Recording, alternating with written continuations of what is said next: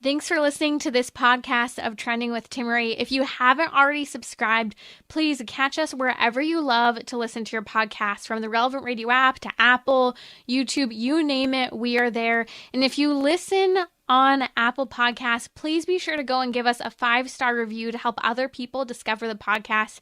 Anything you share in terms of episodes, whether it's texting it to a friend, posting on social media, helps to build up the kingdom for God, to help confront the challenging issues we face as a culture, but with joy, with hope, and with an eternal perspective where our faith collides with everyday life, bringing eternal principles to help us live our life joyfully. So, what's trending? Bridging your Catholic faith with your everyday life. You're listening to Trending with Timmerie on Relevant Radio.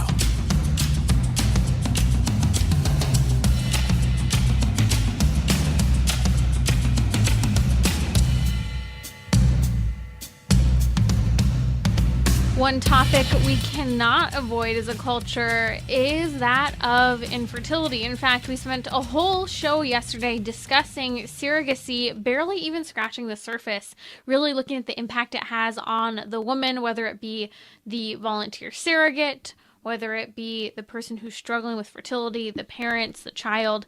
So much to discuss, but today many questions have been coming in about infertility. So during our weekly marriage hour today, we'd love to take any question you may have surrounding the topic of marriage, fertility. We'd be happy to take it. The number's 1-888-914-9149. You can also ask live now via Instagram, and I will also take questions, again, related to marriage, but also throwing it out there. A lot of people have been asking many questions because we just celebrated, my husband and I, our 3rd year marriage anniversary. And so lots of fun questions about a relationship have come in. So we'll take some of those a little bit later.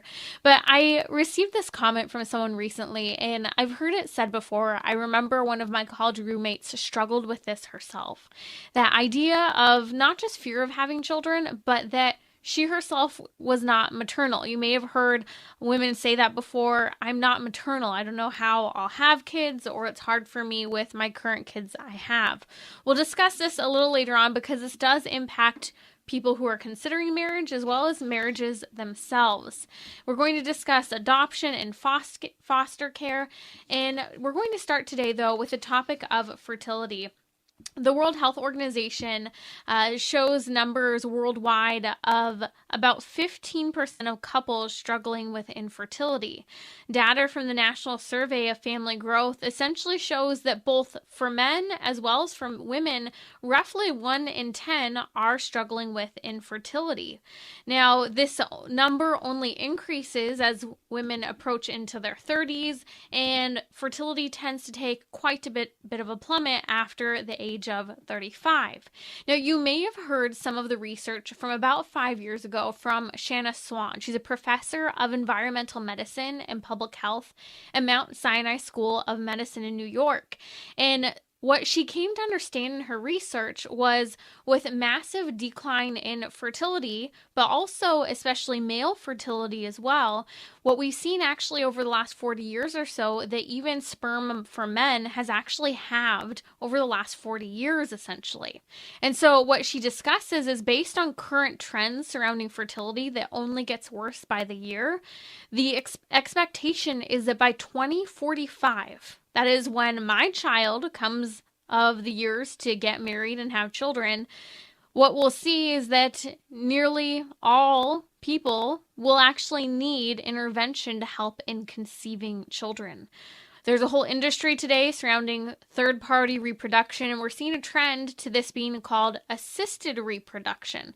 Now, we talked about that yesterday on the show with surrogacy, and tomorrow we're going to talk with a medical professional about real resources to help find true solutions and treat underlying causes for health surrounding fertility. But today I want to talk about this overall culture surrounding fertility and kind of what's leading us there to begin with. Joining me is Pam Stenzel. She's on the front line helping women who have been impacted by the sexual revolution, from abortion, sexually transmitted diseases, sex outside of marriage. She's one of the top national speakers in the area of abstinence education, whether to Christian audiences or secular audiences. You can find her work at enlightencom.com. That's Enlighten Communication. We'll include a link in the show notes.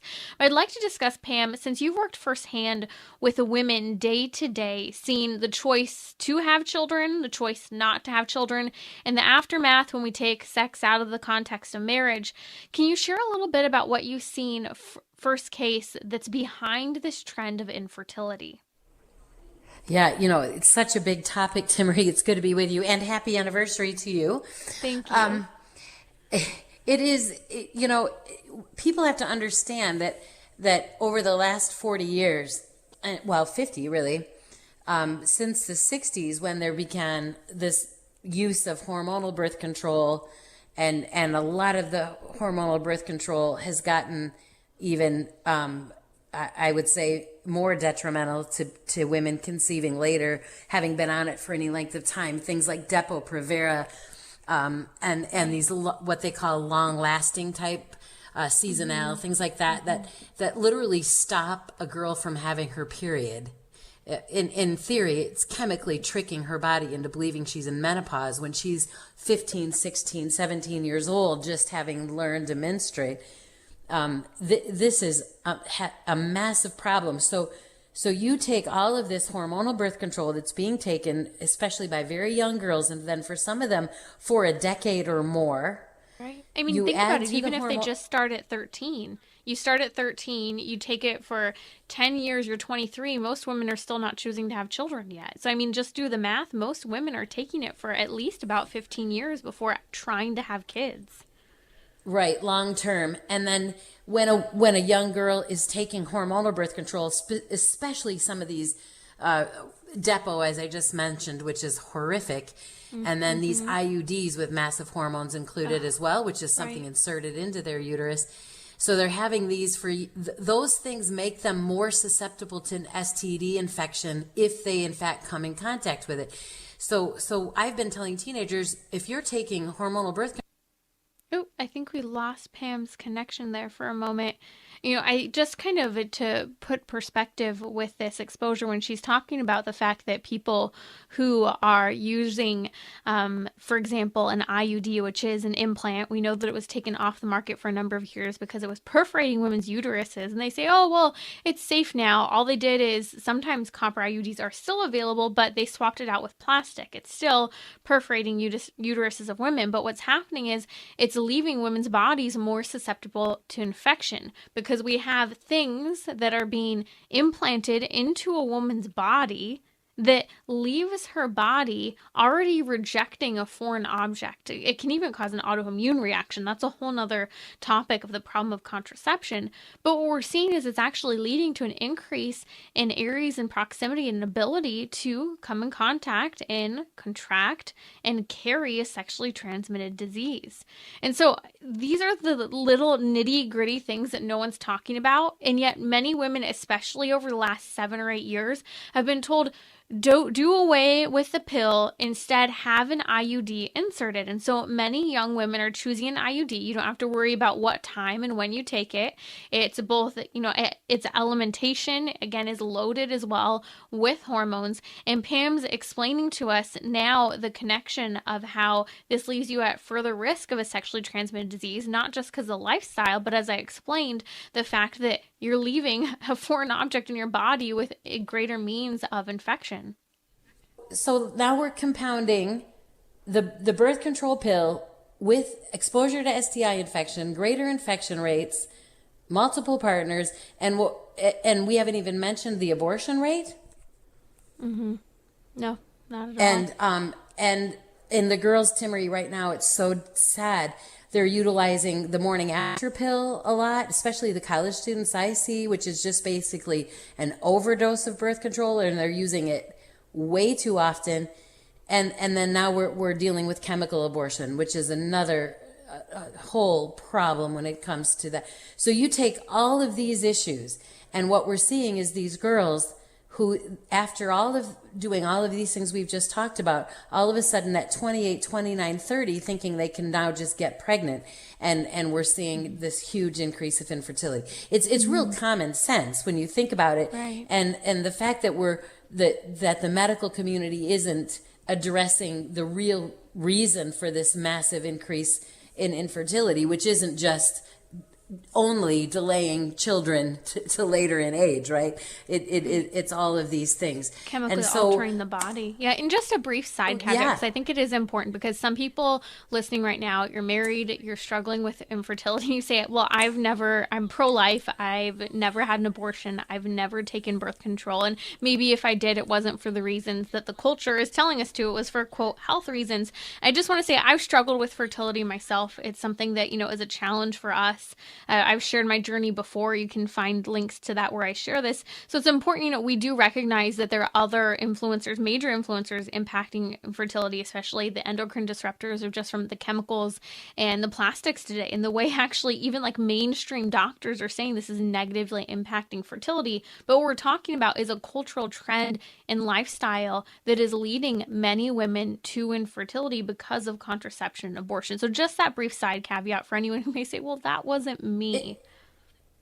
Yeah, and Timmerie, that's important to say. I'm adopted. I'm one of 7 adopted. My mom struggled with infertility for 7 years, and they adopted me. And then she had my brother biologically, and then couldn't get pregnant after that, and adopted 6 more. But the reality is, my mom was one of 12 children, 9 girls and 3 boys, and of the 9 girls, 6 of them struggled with fertility problems. Wow. So out of the 87 grandchildren, 38 of us are adopted. So, and my mom's sisters, and this would have been mostly in the 60s and 70s, right?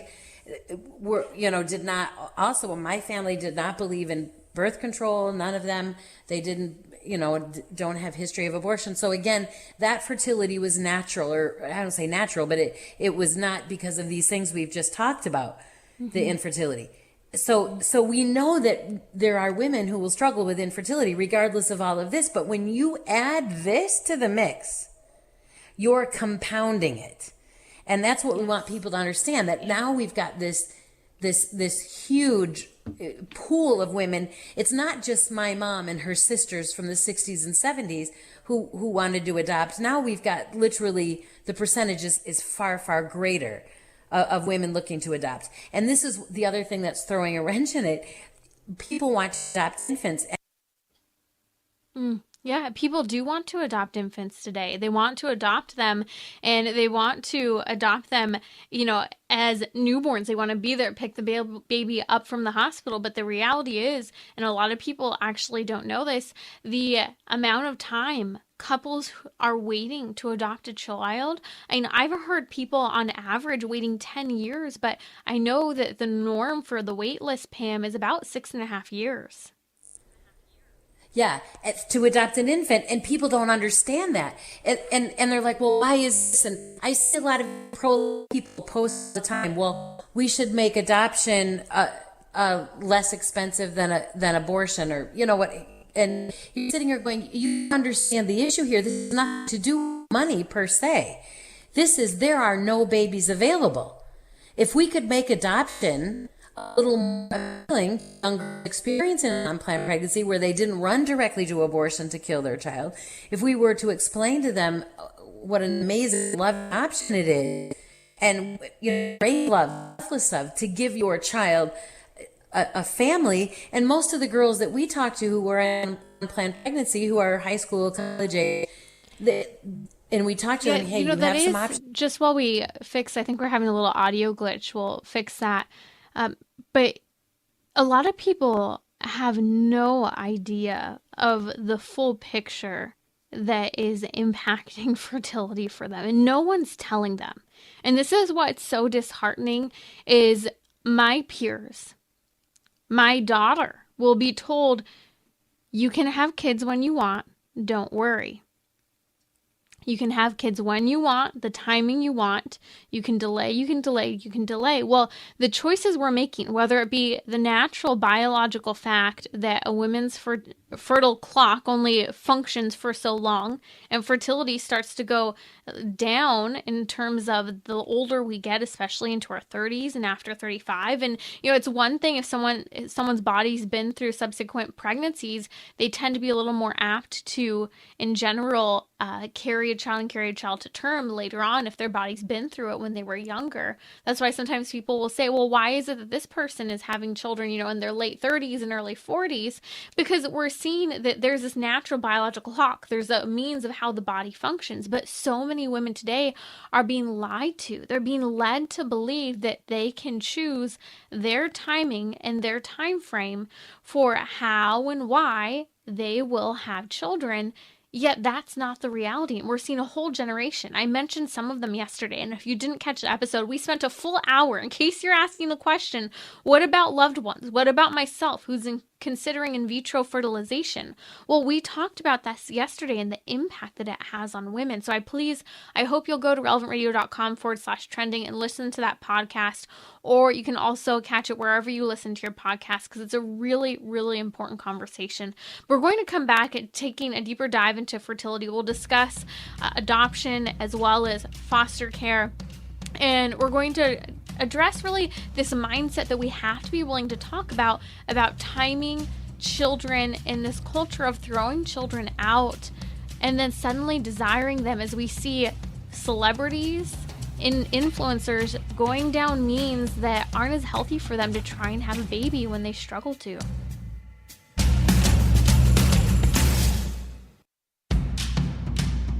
Bridging your Catholic faith with your everyday life. You're listening to Trending with Timmerie on Relevant Radio and the Relevant Radio app.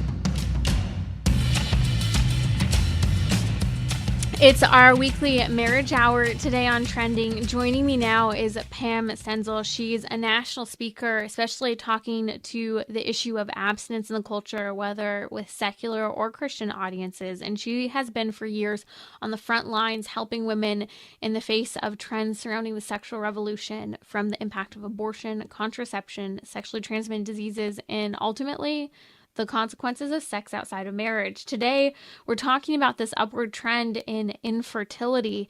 Pam, we have a call coming in. I'd love to take it briefly. Richard from Cucamonga, California, has a question about adoption and fostering. Richard, what's your question?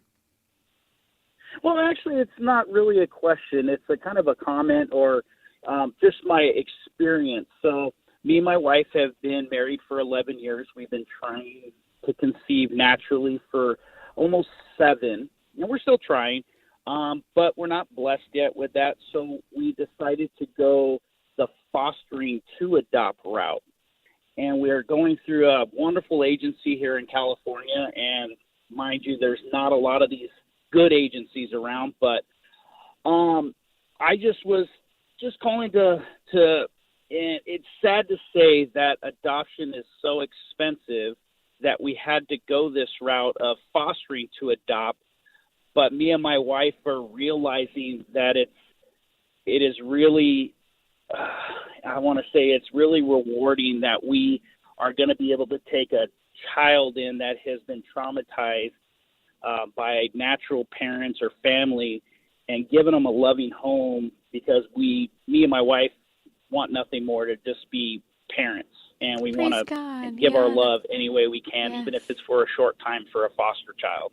Richard, thank you so much for sharing this. Know of our prayers for you, and I really admire especially couples, because I know that journey of fertility can be so difficult, and there's a mourning process, making peace, and then considering a different option, but a different option of adoption or foster care. And Pam, I would love to discuss for a moment here, because we know the adoption timeframe is very long. You can speak a little bit to that, but even the great thing of foster care and how so many children need parents in the foster care system, but many people are deterred from doing this.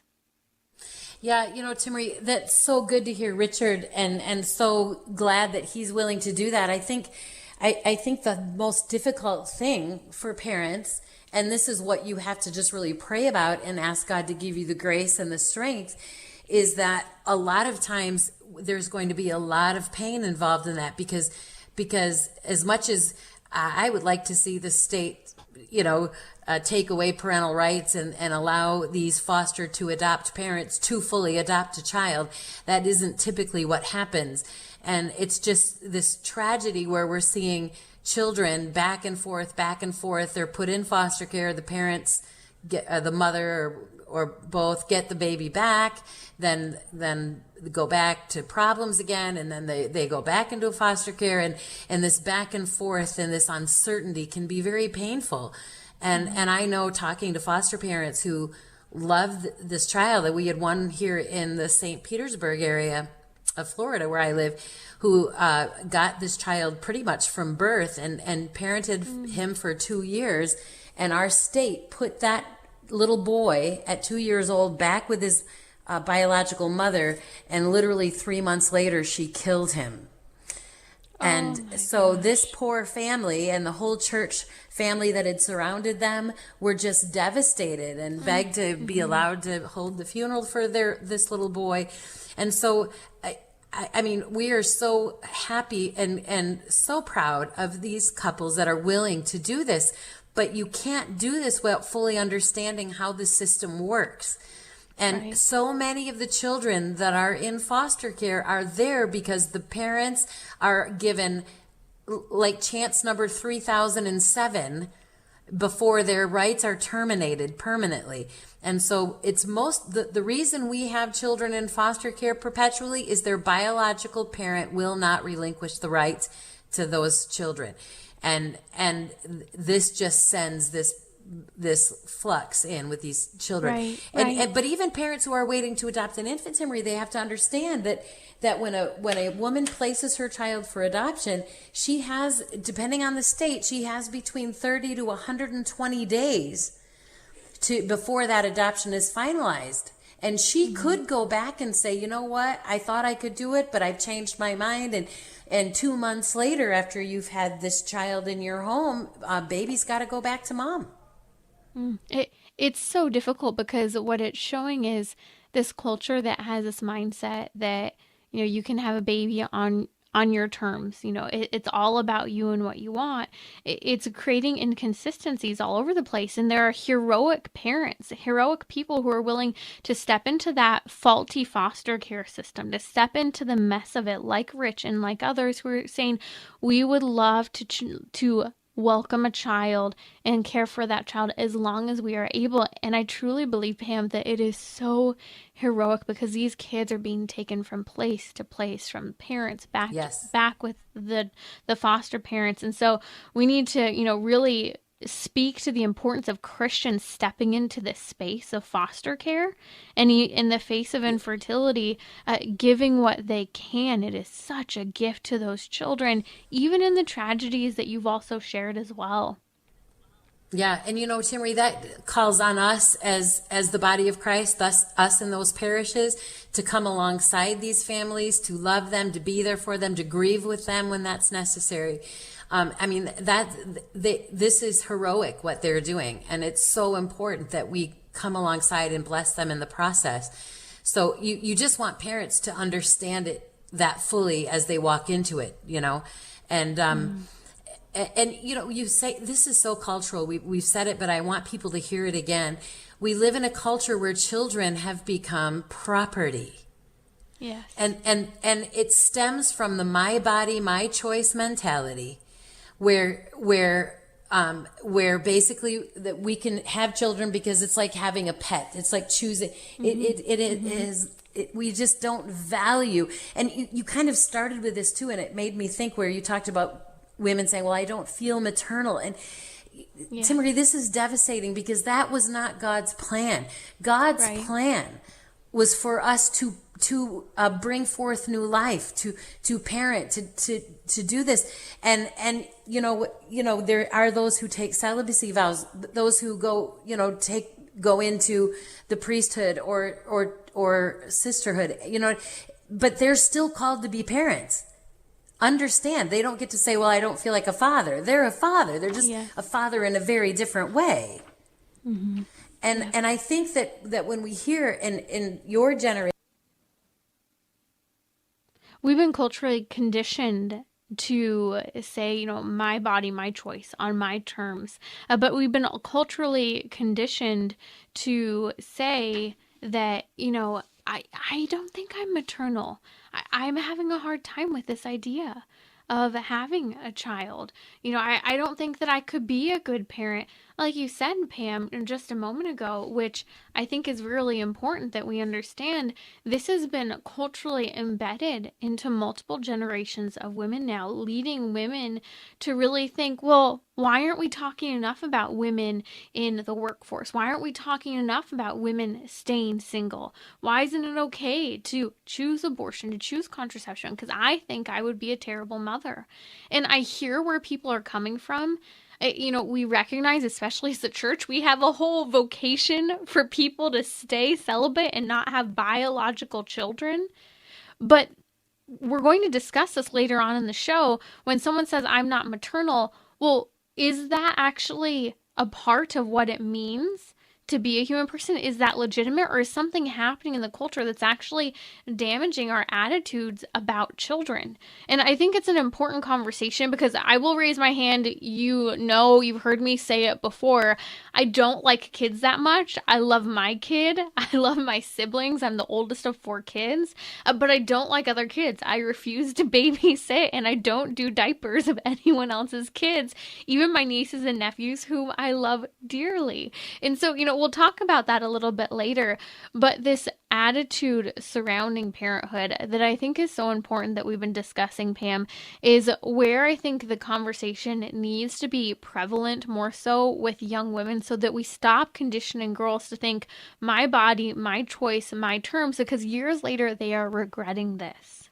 Yeah. And the thing is, nobody, there are a lot of things. This is weird. I don't like babies. Once they get about 4, I'm like in heaven. Then this is great. Yes, that's what and my sister, who it just loves babies. Do you know what I mean? So, but that doesn't preclude us from doing what God called us to do. Amen. And so I think that's really, for me, the struggle. I mean, we are all called to parent at whatever level it is, whether you're called into ministry or whether you're called to parent your own children or adopt or whatever it happens to be. And it requires selfishness. And when I hear people who absolutely refuse to be involved on a basis of feeling, to me, that's a giant character flaw. And it's a huge character flaw. They have no ability to be selfless. And that's a problem. And that's because our culture has said we can do whatever we want, be whatever we want. We don't have to. Yes. We don't have to selflessly love those around us. It's the same with our spouses. We'll get into a marriage, and when it doesn't feel good and it's hard and it's tough, we just go, oh, well, screw that. I'll just get a divorce and find somebody else.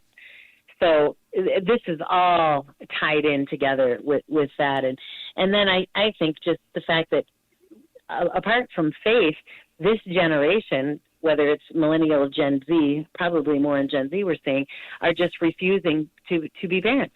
They just don't want the commitment, the long term, the investment, and I think we're going to see some pretty sad and lonely and people in about 40 years.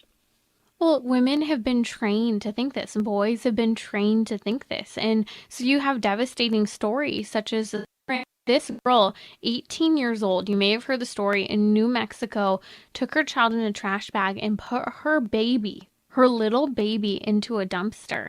Now, praise God, some people heard and figured it out. They were able to take the baby and save the baby. But, I mean, this girl, because of the cultural mindset that has conditioned young women today, she's going to face for the rest of her life what she did. And this is not just on her. Yes, she made that choice, and that's terrible. But this is on us as a culture, that we've allowed this to be the narrative for young girls. This is what they see on social media. This is what they hear as normal.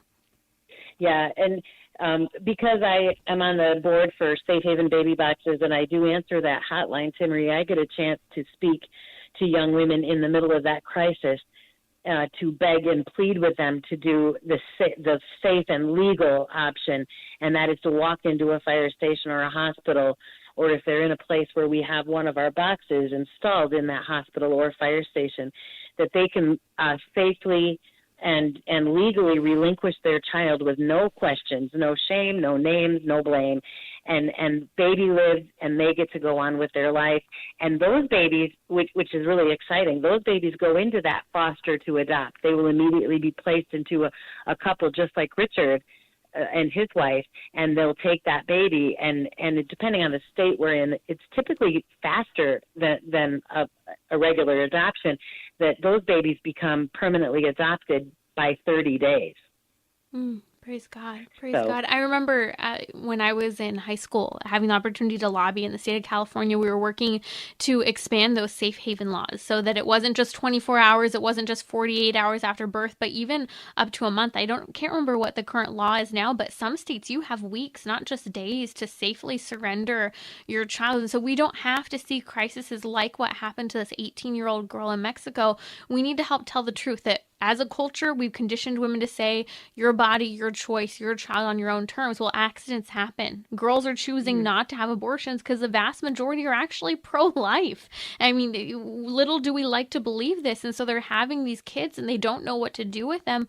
Well, praise God for these safe haven, safe surrender laws. I lived across the street from a fire station. They had the little sign of a little infant. It was a place where you could go and safely surrender your child. We need to share this information, to get it into the high schools, to tell young adults in college, Pam, because it's so important. Kind of a different perspective I'd like to touch on. If you're just joining us, you're listening to Trending with Timmerie. In a brief couple minutes, a lot of people followed, for example, the BBC shows and the show Victoria, telling the story of Queen Victoria from a young girl. And one of the storylines that really stood out to me that they would pick up on and off during the show is the story of Ernest, Prince Albert's brother, who ends up contracting, I believe it's syphilis, and he's struggling with this infection. At one point, they think that his STD is going away. It isn't. He wants to marry this one woman, and that's a whole mess of a love affair. But when this woman becomes available, or husband dies, he feels uncomfortable approaching her because of his sexually transmitted disease, because of the choices he's made. And so I'd like to speak briefly, Pam, of the aftermath of STDs and how this is a part both of the infertility culture, but also a part of people having to pick up the pieces and move forward after living these adverse sexual lifestyles. Yeah, I think my best advice has always been for young couples and couples who are dealing with these types of issues is that everything just has to be on the table. This is something the two of you have to speak together about. And it has to happen before you get married, where both of you are open and honest. Sometimes you'll know some of the consequences that might happen. Sometimes you won't, and you won't know until you get married, and then you find out that there's fertility issues, down the road. So the most important thing is that you've talked about it, you've looked at each other, you've committed to each other, and you've committed to walk through those things together. I mean, when I got married, I said the words, for richer, for poorer, in sickness and in health, for better, for worse. I don't know what everybody else said at their weddings, but that's what I said. And right. So that means that when we make that commitment to another person, when we've been open and honest with them, and we're not hiding anything or lying about it, we're putting it right on the table so that they know that the two of you have to be willing to fight that battle together and deal with whatever you might have to face or not face. Because a lot of it can't be known. Yes. Yeah. And this is why we're talking about this today during our weekly marriage hour, because it's a difficult conversation within marriage. It's a difficult conversation before marriage as you enter into a serious dating relationship. Fertility, infertility, it's not going anywhere. I spent a whole hour yesterday talking about surrogacy and in vitro fertilization. Perhaps you or someone you know is considering that as an option. It's the worst option for couples, for individuals. So I hope you'll go back and listen to that podcast because there's a lot of truth that needs to be shared. But Pam, if people would like to get in contact with you, especially to tell the truth about the impact of the sexual revolution on women from abstinence to sexually transmitted diseases, where can they find you? So they can find me at enlightencom.com, and there's lots of information there about, my speaking schedule, my calendar, where I'll be going forward, and then you can also reach out to me via email there. So. Fantastic. That's enlightencom.com. We'll include a link in the show notes for today's show. If you find that podcast at relevantradio.com/trending. Thank you so much for being with us, Pam. You're joining us during our weekly marriage hour. We're taking your questions. The number's 1-888-914-9149. You can also ask live now on Instagram. And we're going to talk about this attitude and this comment that people often make. Well, I'm not maternal. How does that play out in marriages? How does that play out before marriage? We'll address it. Maybe you felt this way. Maybe someone you know has. Maybe you've changed your mind after thinking this. I'd love to hear from you. 1-888-914-9149. We'll be right back. So, what's trending? Bridging your Catholic faith with your everyday life. You're listening to Trending with Timmerie on Relevant Radio and the Relevant Radio app. Welcome to our weekly marriage hour on Trending. We are taking your questions. A number of questions have come in. Fun personal questions because we just celebrated our 3-year wedding anniversary yesterday, as well as the topic of I'm not maternal. When women say this, whether they're in marriage and they have children, they're thinking about children, or they're not even married yet and they're apprehensive because they think I'm not mom material, or I don't feel interested or like kids. We're going to talk about that. And by the way, raising my hand here, I do not like children very much at all, really. And by the way, Pam Stenzel, who's just with us, is extremely pro-life. She doesn't like babies. She doesn't like kids until they're after 4.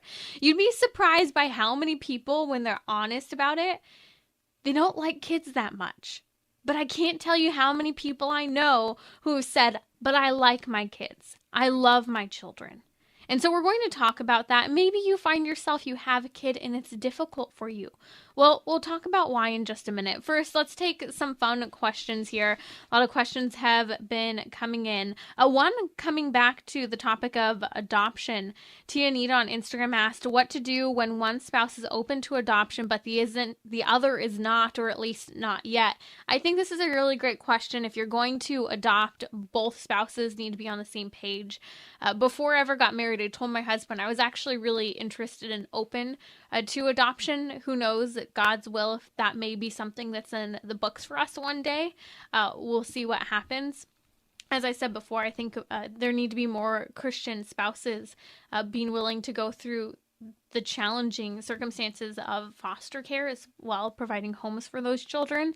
But no matter what you want to do, your spouse has to be on the same page. Now, Grant, of course, there's a difference between being open to adoption and open to life. We're always called to be open to life and never use any means to prevent or end life from starting. But it's different when you're talking about adoption. For some people, the idea of having and raising a child that's not their blood is difficult for them.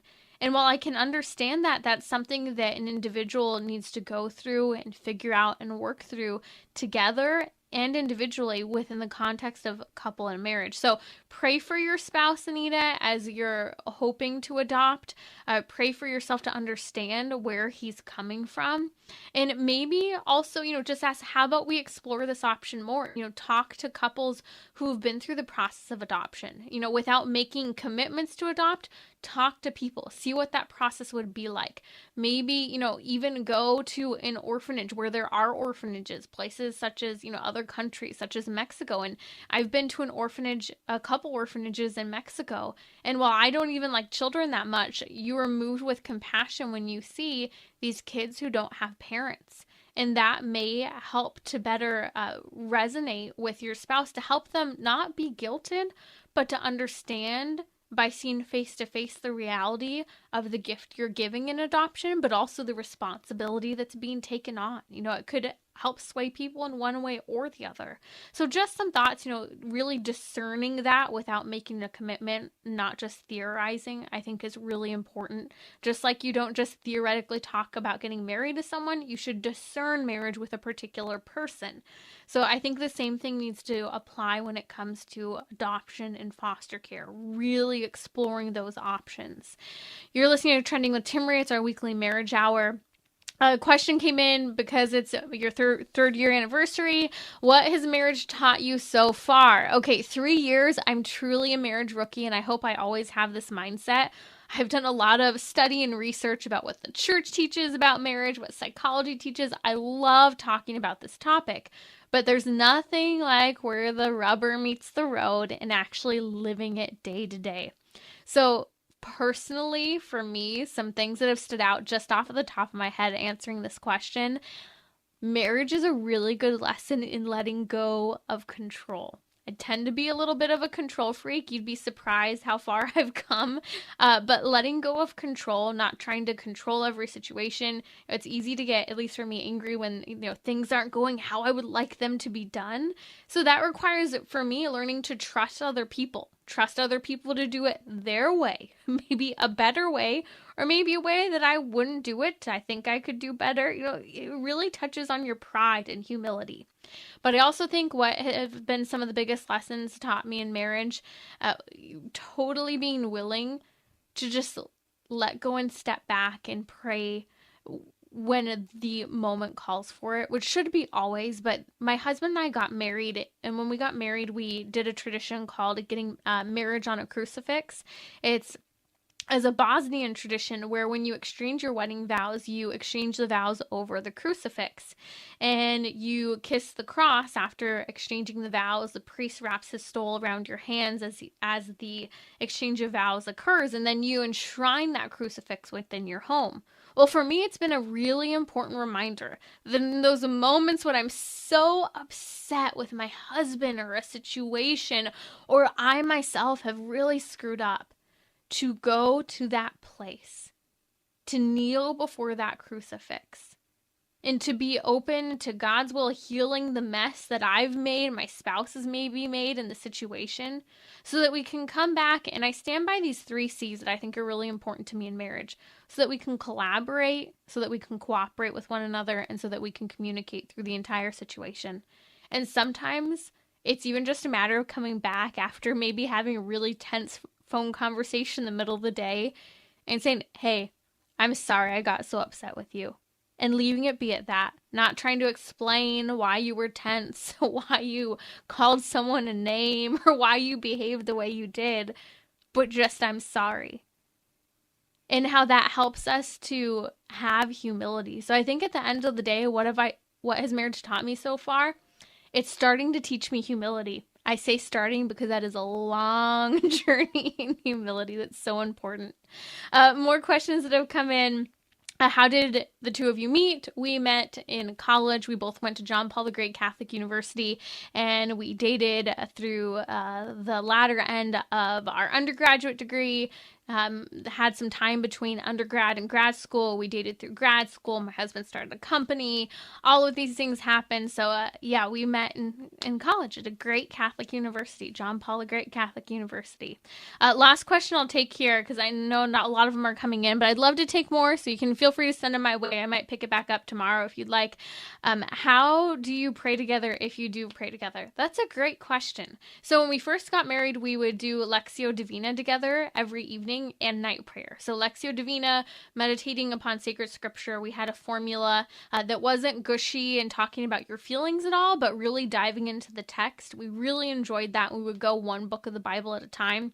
And then we do night prayer together. Now, for the last couple of years, our go-to has been praying the rosary together in the evening. That's actually what I'll do next after the show. Actually, I have a board meeting tonight, unfortunately, so we'll do that way later. But praying our rosary together. And then we always do night prayer together. And then we try to go to daily mass a couple times together during the week. I usually go to daily mass as I'm able.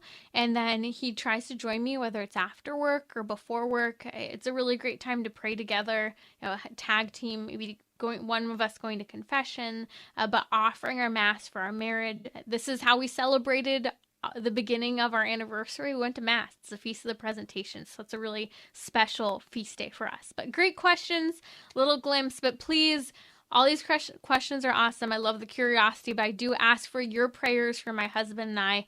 I know that we are so blessed. We've come as far as we have, and there's been so much growth and transformation in both of us, miraculously, before marriage and during marriage. And I know it's because we are being held up in prayer by so many people. So I do ask if you could give me that one great gift by praying for our marriage, and know that I am praying for you. If you're a listener of the show, I pray for you, for your marriage, for those who are desiring to be married and meet someone, and also those struggling with infertility. It's been a topic near and dear to my heart that we've especially been discussing this week on Trending. And by the way, teaser for tomorrow, if you haven't heard her before, Dr. Susan Caldwell will join me on Trending. She is a NAPRO doctor, a medical physician, and she is an expert in addressing infertility and helping people to treat underlying health causes. So if you have a question for her, feel free to send me via direct message, and please listen to the show tomorrow. And if you can't, catch the podcast. But I want to dive into a different topic that is so important that we discuss. And we've kind of touched on it today when we were talking about infertility. But I've heard many people before say, whether within marriage, already having children, or before marriage, before even dating someone, they'll say, I'm not maternal. Now, some may say this as in, I don't plan on ever having kids. I'm not cut out for it.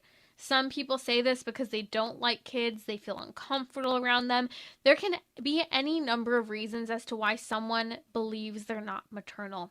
And this is a really important thing that we need to start talking, I believe, especially to young girls about, because even just this morning or yesterday, I was thinking about this. I was sitting next to a bunch of the teenagers at the school because they were all attending daily mass with their school, and I'm sitting there with my little girl and babies, messing around, doing things, taking all of her diapers out and throwing them all over the pew, and I see unanimously all of these little girls laughing at my child embarrassingly taking her underwear out of the bag.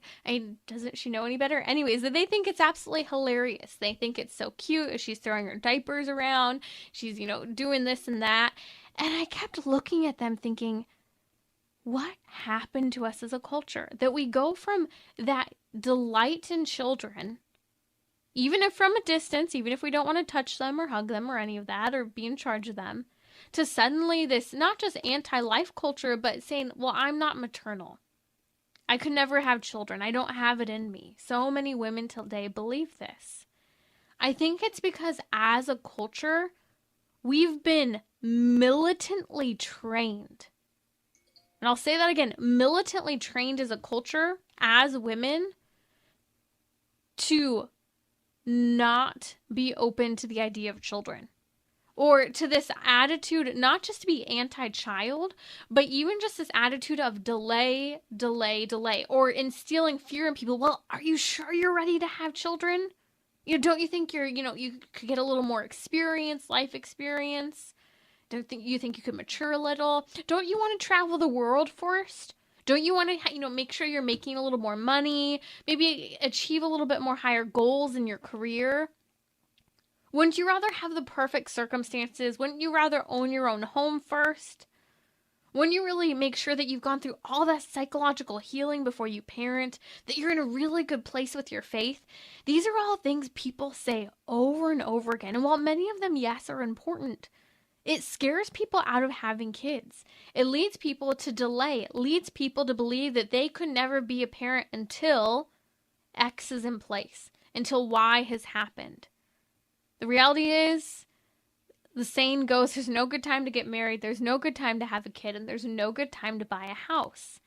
I think those sayings have a lot of wisdom in them because it's a reminder for us to get over the fear that's been instilled in young women all the way into adulthood, to have this attitude that fuels well, I'm not maternal mindset.